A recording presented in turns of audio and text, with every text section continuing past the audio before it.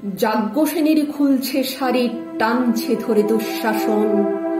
দায়ী ছিল যার গর্জে ওঠার, নিচু মাথায় সে 5 জন।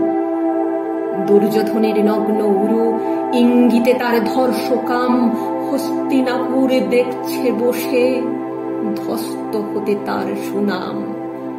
অন্ধ রাজা সিংহাসনে, আর্ত চেঁচান বৌমাতার।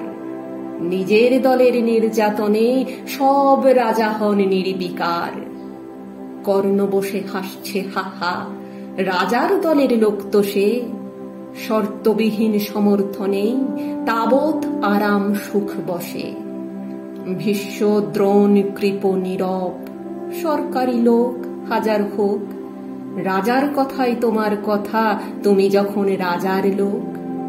খল শকুনি দেখছে সবই, বস্তুত সে ধ্বংস চায়। ঘরের মাটি লাল হয়ে যাক দেশ বিভাগের যন্ত্রণায়।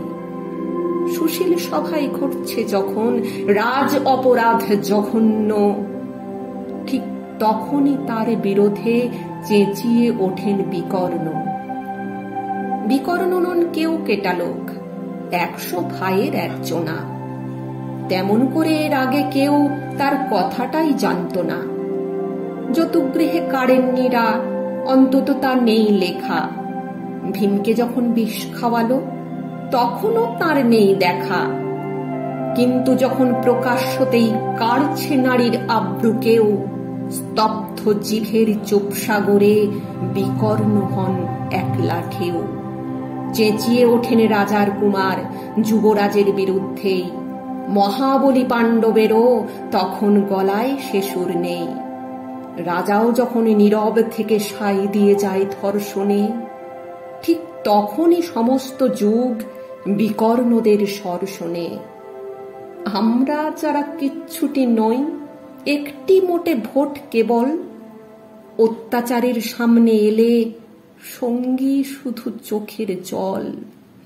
পোষ্যভাবে চাবনা চেবাই, অন্ধ এবং নিকর্ণ।